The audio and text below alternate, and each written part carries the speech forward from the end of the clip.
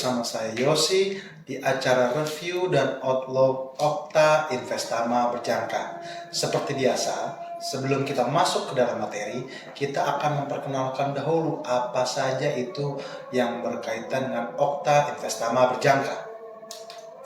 Yang pertama, untuk perizinan Okta Investama Berjangka sendiri itu sudah sangat-sangat oke. Karena apa? Sudah lengkap perizinannya dari Bapepti, kemudian dari Lembaga Clearing Indonesia Berjangka, kemudian dari ICDX, dan juga tergabung di Asosiasi Aspep Tindo.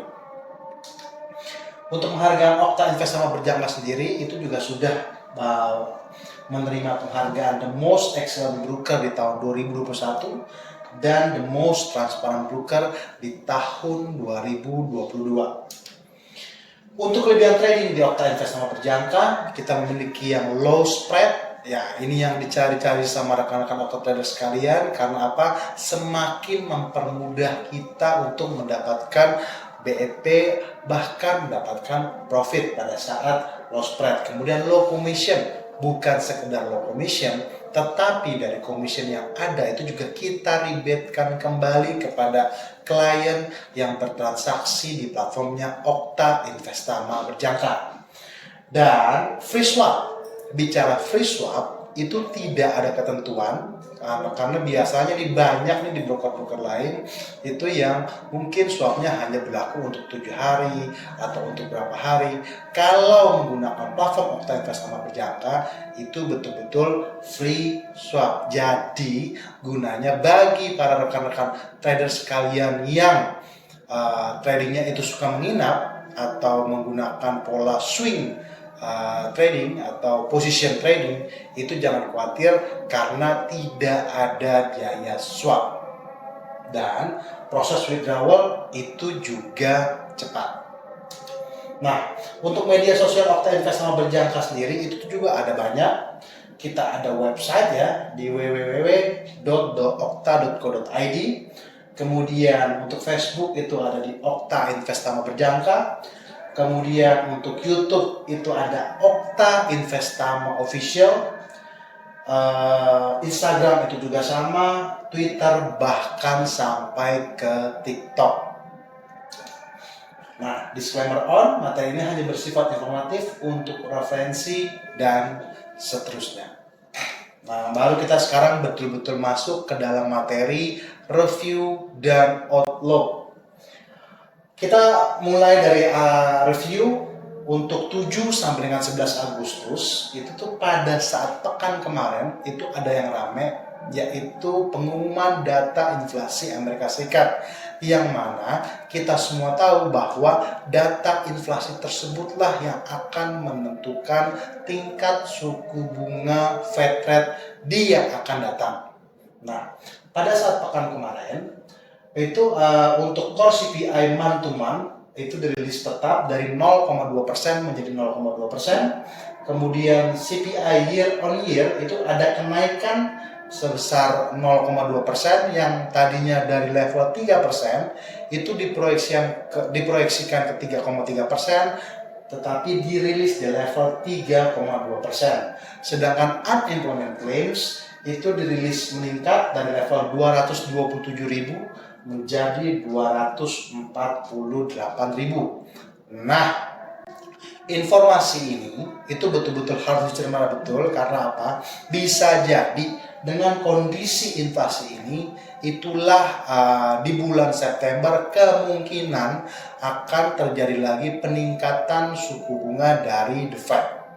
Walaupun memang ya banyak yang mengatakan bahwa memang sudah dalam laju pelambanan nih untuk inflasi. Tetapi enggak juga, karena bicara inflasi, target pemerintah Amerika Serikat itu tetap berada di level 2%. Kemudian untuk pekan kemarin juga ada berita yang cukup menarik dari Inggris, yaitu ada rilis GDP dari minus 0,1% menjadi 0,5%, yang mana ini cukup menarik ya. Yang terjadi akhirnya terjadi penguatan atau peningkatan untuk pound sterling untuk sesaat, tapi karena apa? Biar bagaimanapun tingkat suku bunga Amerika Serikat sekarang dibandingkan dengan inflasinya itu masih lebih bagus atau lebih baik ketimbang negara-negara utama lainnya. Let's say katakan begini, kalau misalnya bicara inflasi dan suku bunga.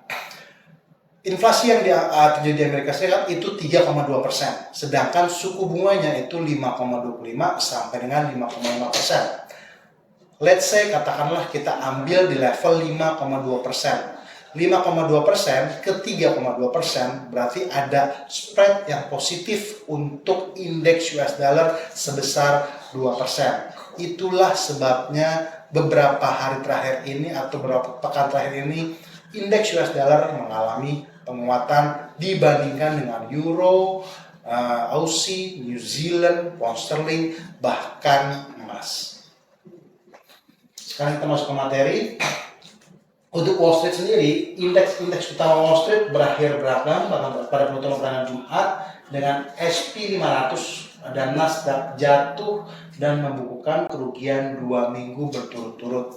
Untuk hal ini juga terkait dengan informasi seputar suku bunga, yang mana dimana pada saat suku bunga itu tinggi, orang atau trader atau investor akan lebih memilih aset yang lebih aman, di mana aset tersebut juga memberikan yield yang cukup signifikan kepada traders atau investor tersebut. Tetapi ini pun juga sebenarnya kita sudah sampaikan, sudah ingatkan di review dan outlook di pekan kemarin, bahwa kemungkinan akan terjadi penurunan pada Wall Street, terutama SP 500 dan Nasdaq. Tetapi penurunannya itulah momen yang ditunggu-tunggu para traders sekalian. Karena apa? Secara berkala kita akan memberikan bocoran atau informasi di level-level support mana octa traders atau traders sekalian untuk melakukan aksi buy. Kita lanjut. Kemudian SP 500 sudah mengakhiri minggu lalu turun 0,3% dan Nasdaq itu juga turun 1,9%.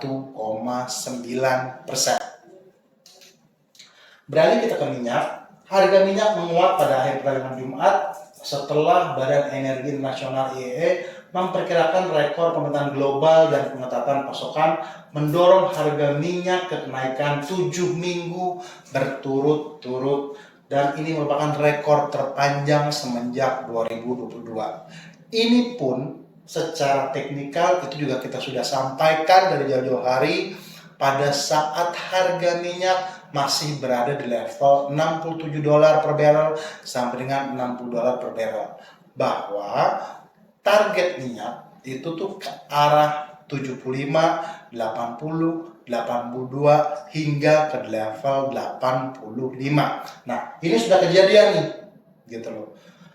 Itu dari 7 minggu yang lalu kita udah sampaikan. Nah, kalau yang sekarang ini untuk minyak, berarti karena level-level tersebut sudah dicapai, kita warning kepada klien-klien atau traders sekalian untuk waspada terhadap pergerakan-pergerakan koreksi minor secara time frame H1, H4, mungkin bahkan bisa jadi time frame D1. Nanti kita akan tunjukkan secara teknikalnya di mana itu area supportnya. Kemudian untuk emas rebound naik emas tertahan pada akhir perdagangan Jumat setelah kenaikan indeks harga konsumen atau HIP AS lebih tinggi dari perkiraan dengan dolar Amerika Serikat yang lebih kuat dan meningkatkan imbal hasil obligasi pemerintah. Jadi ya memang ya, kalau misalnya bicara emas itu kalau fund manager atau institusi besar itu tuh bicaranya bukan tradingnya bursa berjangka di angka, enggak, tetapi itu adalah pembelian dalam bentuk emas fisik. Ingat ya, emas fisik. Bicara emas fisik berarti untuk profitnya itu akan diperolehnya dari capital gain. Sementara kalau misalnya bicara lagi, balik lagi ke konteks suku bunga Amerika Serikat sekarang lagi bagus di level 5,25 sampai dengan 5,5%, yang mana orang atau institusi atau fund manager besar atau big fund itu pada saat menaruh dananya di Bank Sentral Amerika Serikat itu menghasilkan bunga sebesar 5,25 sampai dengan 5,5%. Sementara harga emas itu fisik itu hanya diperoleh berdasarkan capital gain. Itulah kira-kira analogi atau metaforanya. Jadi bicara harga emas untuk sementara ini trennya itu memang masih menurun karena tertahan oleh suku bunga, tetapi tetap waspada sama pergerakan rebound minor berdasarkan time frame H1, H4 dan daily. Sekarang kita masuk ke outlook rilis data kerjaan ekonomi 14 sampai dengan tanggal 18 Agustus tahun 2023, yang mana walaupun itu tidak terlalu banyak untuk dari Amerika Serikat, tetapi masih banyak data-data yang cukup menarik nih, yang bisa kita ikuti, yang bisa kita ngambil peluang untuk transaksi di market, yang mana dimulai dari hari Selasa, yaitu ada pengumuman inflasi dari Kanada. Ingat ya, secara makro itu tuh sekarang ini rata-rata mengenai inflasi suku bunga, inflasi suku bunga, inflasi suku bunga. Untuk besok itu ada rilis data inflasi, kemudian malamnya itu ada core retail sales dari Amerika Serikat, dan hari Rabu itu juga ada pengumuman suku bunga untuk New Zealand. Jadi bisa ada peluang untuk bertransaksi di New Zealand terhadap dolar. Dan Rabu malamnya juga ada rilis data inflasi dari Inggris dari level 7,9% menjadi 6,8%. Nah, inilah informasinya yang paling sangat menarik. Karena apa? Kalau kita cermati sama-sama, penurunannya atau tingkat perubahannya itu cukup signifikan dari level 7,9% menjadi 6,8%. Which is terjadi perubahan 1,1%. Itu besar sekali rekan-rekan traders. Jadi ya memang momen untuk transaksi jam 1 siang di hari Rabu itu betul-betul ditunggu oleh para traders sekalian. Kemudian hari Kamis malamnya itu ada FOMC meeting minutes yang kurang lebih isinya itu akan berkisar bahwa yang kemarin itu tuh bagaimana nih dari Powell. Apakah di bulan September itu akan terus melanjutkan kenaikan tingkat suku bunga atau tidak. Tetapi kalau menurut pengamatan kami nih, tanpa melepaskan disclaimer on, kenaikan suku bunga itu akan tetap ada menjelang penutupan akhir tahun sebesar 25 basis point lagi. Nah, secara teknikal untuk support dan resistance indeks saham, nah ini ya juga kita yang sampaikan. Kita ambil sampel untuk Nasdaq dan SP 500 yang mana pada saat ini kita sudah kasih level support atau buy-nya berada di level 14.815, 14.431 hingga level 61,8% berada di level 14.046. Kemudian kalau untuk SP 500 sendiri itu berada di level 4415, 4347, 4280 hingga level 4196 yang adanya di Fibonacci 76,4%. Seperti biasa, kita tuh nggak bakal pernah bosan-bosan mengingatkan bahwa angka-angka inilah yang merupakan informasi penting untuk rekan-rekan trader sekalian pada saat bertransaksi di market. Karena apa? Ini bisa jadi merupakan target penurunan. Ini bisa jadi merupakan area support. Ini bisa jadi merupakan area-area di mana kita bisa melakukan aksi buy. Kemudian untuk FX major kita ambil sampling untuk Euro USD dan GBP USD. Ini juga ada pergerakan penurunan yang mana supportnya ada di level 1.0879 hingga 1.0785 untuk euro. Dan untuk pound sterling sendiri itu tuh ada di level 1.2626 1 hingga 1.2505. Seperti biasa, jangan khawatir kalau angka-angkanya kecil atau secara Instagram itu tidak terlihat, bisa diikuti lewat YouTube channel Okta Investama Berjangka.